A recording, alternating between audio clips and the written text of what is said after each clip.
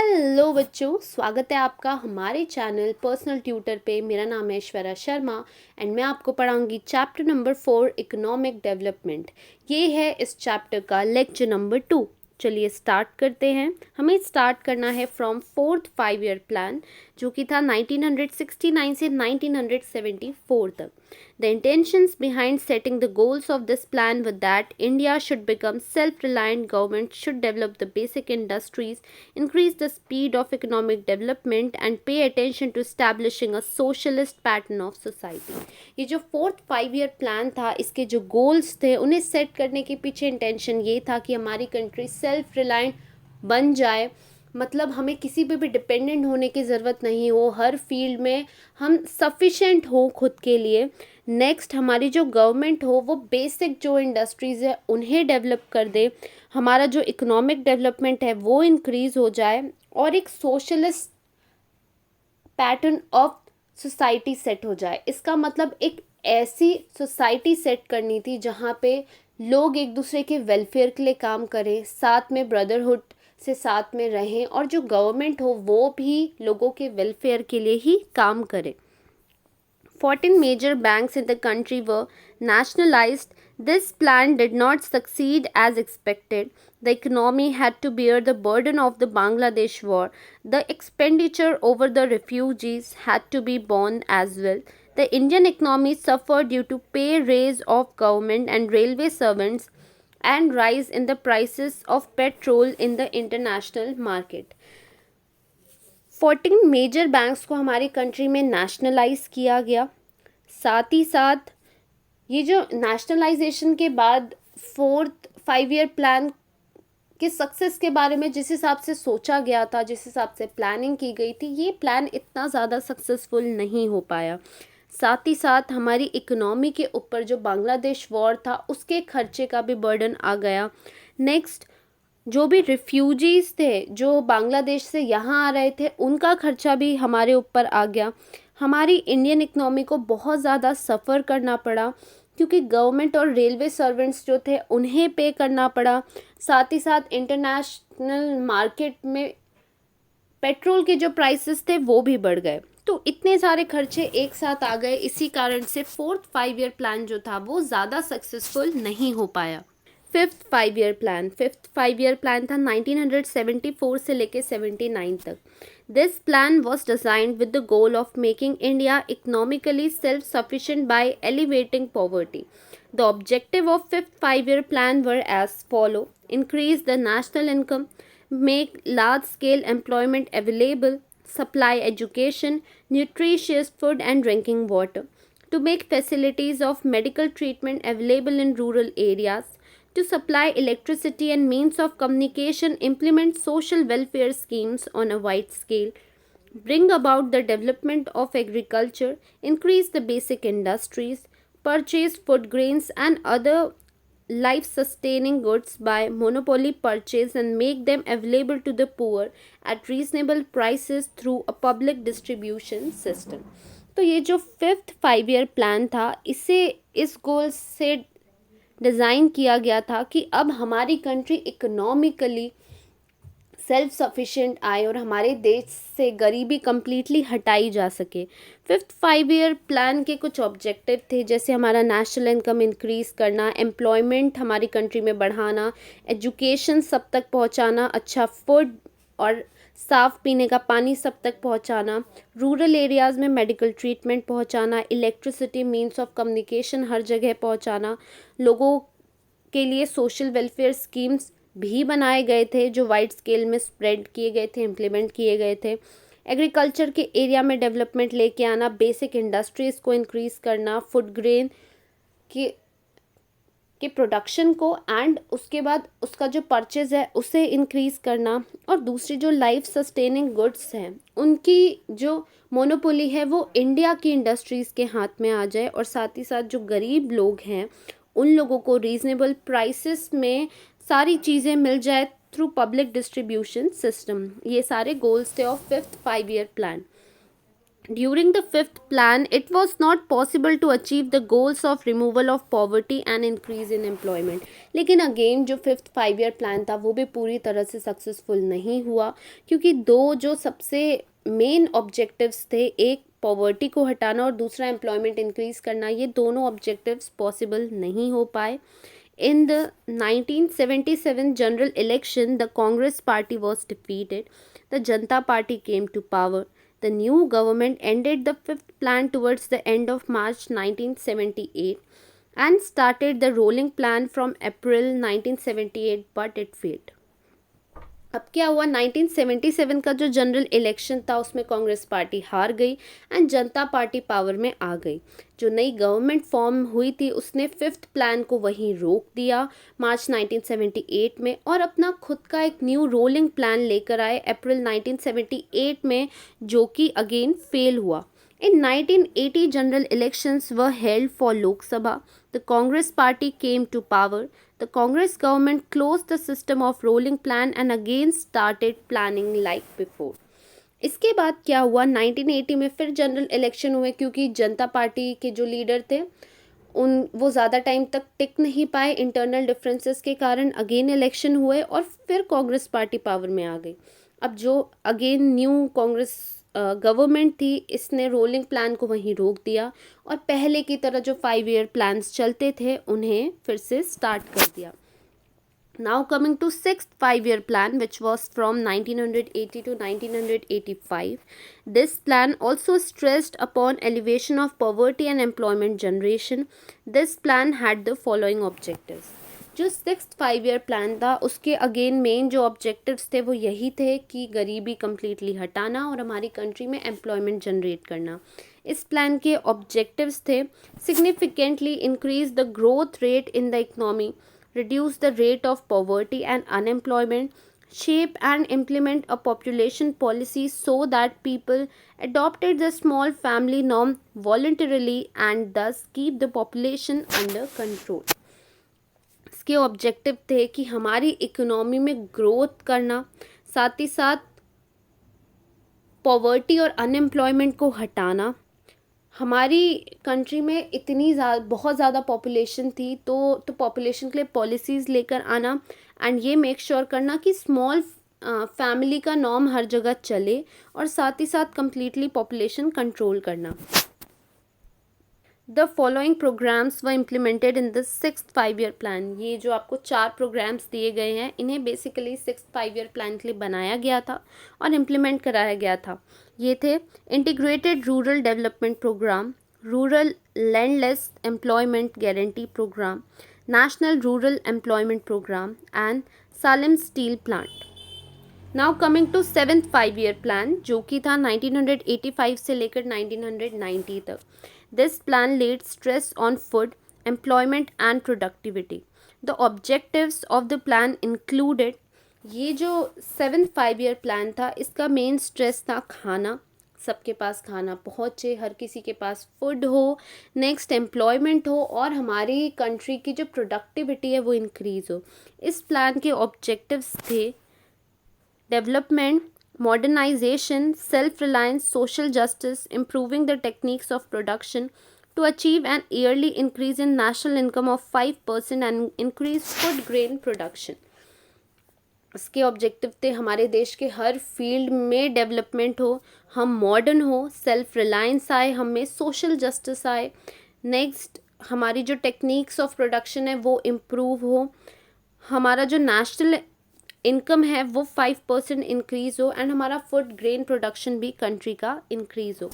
The following programmes were started in this plans. और इस plan में जो प्रोग्राम स्टार्ट किए गए थे वो थे जवाहर रोजगार योजना, इंडिया आवास योजना, scheme of 10 lakh wells. The seventh plan prove to be important from the point of view of employment generation. और ये जो सेवेंथ प्लान था ये बहुत ज़्यादा सक्सेसफुल रहा था और हम हमारी कंट्री में एम्प्लॉयमेंट जनरेशन का केस देखें तो ये प्लान बहुत इम्पॉर्टेंट है क्योंकि इस प्लान में अच्छा खासा एम्प्लॉयमेंट जनरेशन किया गया था. Now coming to 8th 5 year plan which was from 1992 to 1997.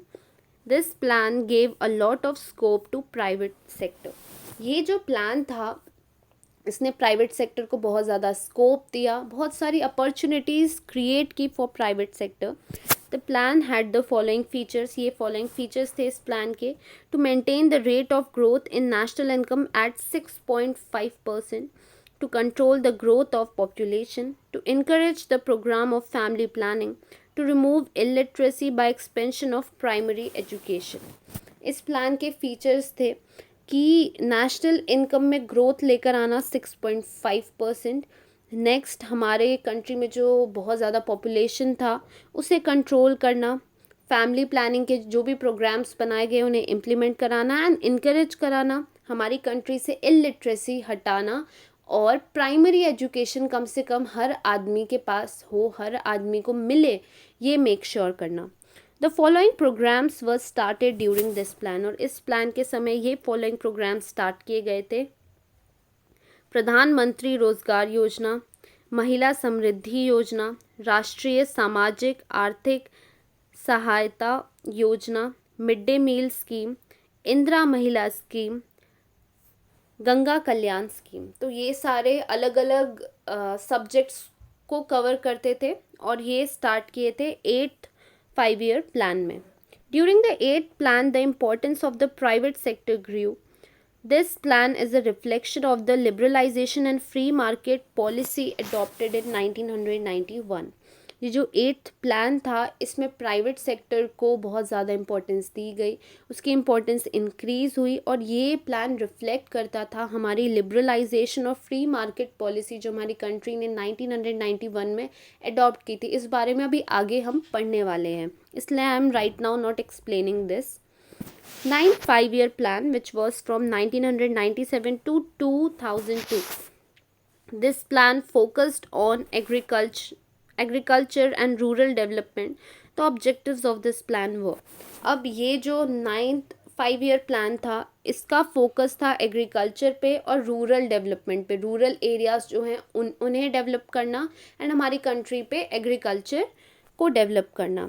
इस प्लान के ऑब्जेक्टिव थे: to increase the rate of growth of the economy, create healthy competition in the infrastructure sector, give a new direction to industrial policy for ensuring foreign investment. इसके objective थे कि हमारी again economy का जो growth rate है वो increase करना, infrastructure sector जो है उसमें एक हेल्दी कंपटीशन हो, साथ ही साथ न्यू इंडस्ट्रियल पॉलिसीज़ लेकर आना और ये मेक श्योर करना कि बाहर के लोग जो हैं वो हमारी कंट्री में इन्वेस्टमेंट करें, मतलब बाहर की इंडस्ट्रीज़, बाहर की कंपनीज आकर हमारे देश में सेटअप हो।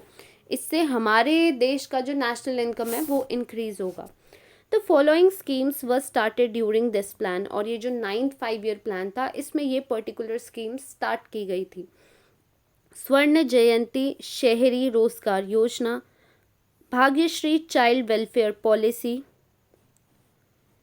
राजेश्वरी महिला कल्याण योजना, स्वर्ण जयंती ग्राम स्वरोजगार योजना, जवाहर ग्राम समृद्धि योजना, अंत्योदय अन्न योजना, प्रधानमंत्री ग्राम सड़क योजना एसेट्रा। और भी बहुत सारे स्कीम्स थे, आपको कुछ के नाम दिए एंड एग्ज़ाम के पॉइंट ऑफ व्यू से आप 2 या 3 याद कर लेना, that will be sufficient. In this plan, the program of communication system and service sector was achieved as per the expectations. There was a growth in the field of construction and communication. ये जो 9th 5-year plan था इसमें क्या हुआ था कि communication का जो सिस्टम था और जो सर्विस सेक्टर था इन दोनों पे फोकस किया गया था एंड सच में इनका अच्छा खासा प्रोग्रेस हुआ था। इस प्लान के बाद जितनी एक्सपेक्टेशन रखी गई थी उतना सक्सेसफुल हुआ था ये प्लान। साथ ही साथ हमारी कंट्री में कंस्ट्रक्शन और कम्युनिकेशन के जो फील्ड्स थे इनमें भी ग्रोथ हुई थी। Now coming to nationalisation of banks. During the tenure of prime minister Pandit Nehru and Lal Bahadur Shastri, banking was a monopoly of the private sector. These banks represented different industrial groups. The directors of these banks were working towards developing industrial sector and increasing its profit. जब हमारे देश में prime minister Pandit Nehru और लाल बहादुर शास्त्री थे, इस समय जो भी बैंक्स थे वो कम्प्लीटली प्राइवेट सेक्टर के पास थे। और ये जो बैंक्स थे इन्हें अलग अलग इंडस्ट्रियल ग्रुप्स जो थे वो ओन करते थे, मतलब जो बड़ी बड़ी इंडस्ट्री के मालिक थे वो बैंक्स के ओनर थे। और ये जो बैंक्स थे ये सिर्फ और सिर्फ अपने इंडस्ट्रियल सेक्टर के लिए काम करते थे, उनके डेवलपमेंट के लिए काम करते थे, और साथ ही साथ अपना प्रॉफिट इंक्रीज करने के लिए काम करते थे। मतलब लोगों के वेलफेयर के लिए ये बैंक्स काम नहीं करते थे, क्योंकि ये प्राइवेट सेक्टर के बैंक्स थे। एंड जो भी इंडस्ट्रियल ग्रुप के बैंक्स थे उनका फोकस रहता था कि हमारा प्रॉफिट हो, चाहे किसी भी वे से होना चाहिए। In order to stop this, the government nationalized the Imperial Bank in 1955 and it got converted into State Bank of India. This bank opened several branches all over the country in a short while and played a major role in development.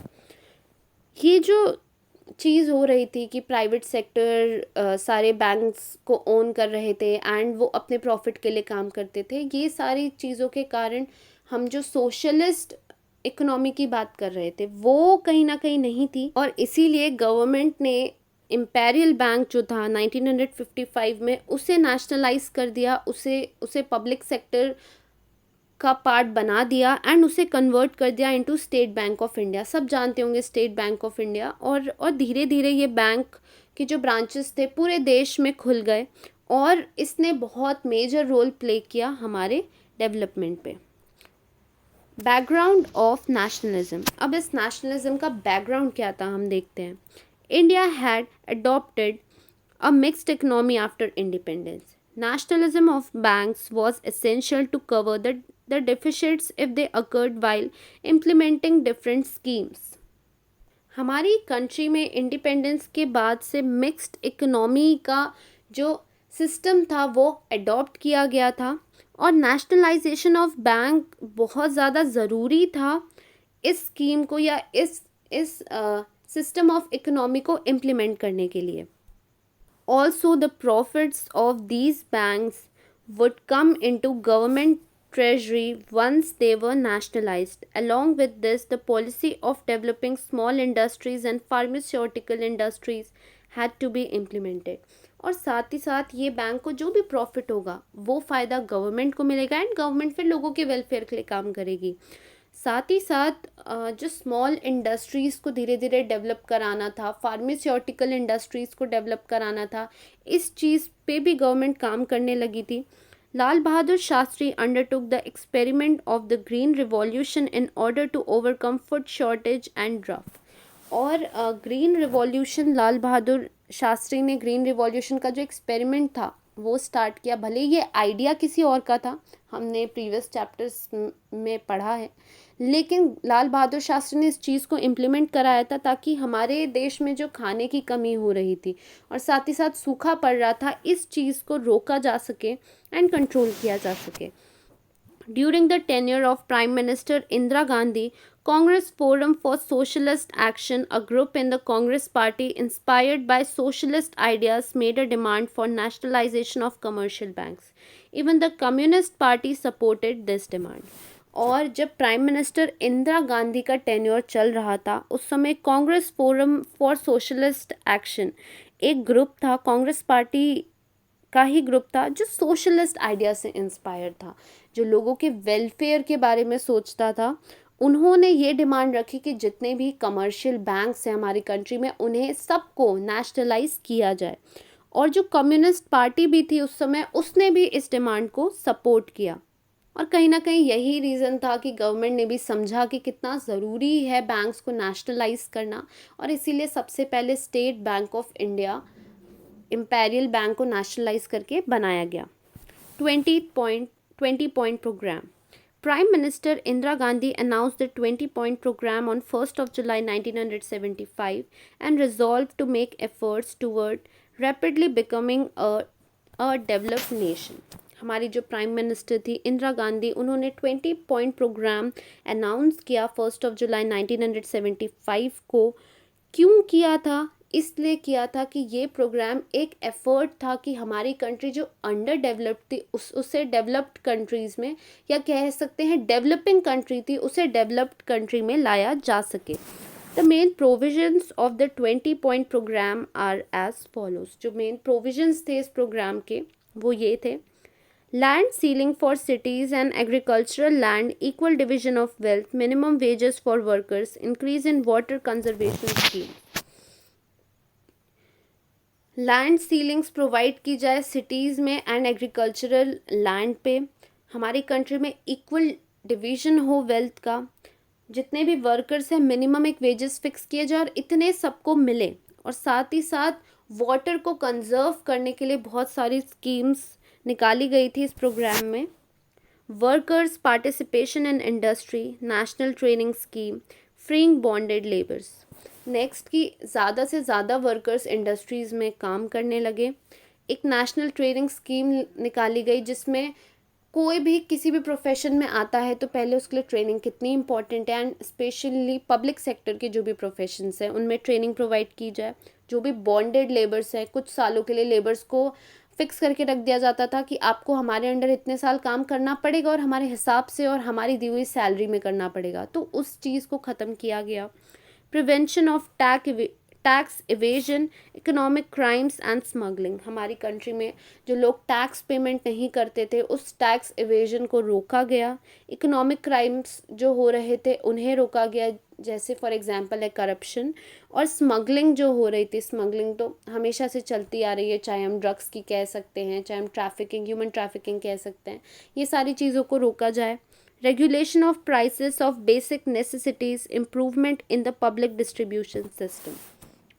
जो भी basic चीज़ें हैं, basic necessities हैं, मतलब रोज़ की चीज़ें हैं जो हर आदमी को तो लगती हैं, उनके प्राइसेस को कंट्रोल किया जाए।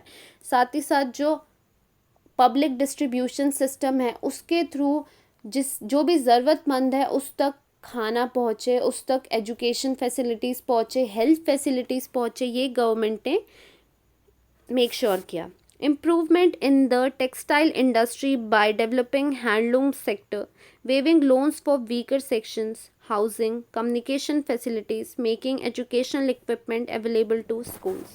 साथ ही साथ जो कपड़ों की इंडस्ट्री है उनमें डेवलपमेंट हो, और हैंडलूम इंडस्ट्री, हाथ से जो कपड़े बनाए जाते हैं, छोटी छोटी जगहों में होता है ऐसा, उन्हें डेवलप करने की कोशिश की गई। वीकर सेक्शन जिनके पास पैसा नहीं रहता उन्हें लोन्स प्रोवाइड करने के लिए स्कीम्स लाए गए, हाउस प्रोवाइड करने के लिए, कम्युनिकेशन फैसिलिटीज़ प्रोवाइड करने के लिए, और एजुकेशन के लिए इक्विपमेंट्स प्रोवाइड करने के लिए, स्कूल्स अवेलेबल कराने के लिए यहाँ स्कीम्स लाए गए। तो यहाँ पे आपका लेक्चर नंबर 1 ख़त्म होता है। इफ़ आपको कोई भी डाउट हो तो आप हमें श्योर कमेंट सेक्शन पे पूछ सकते हैं। Thank you for watching.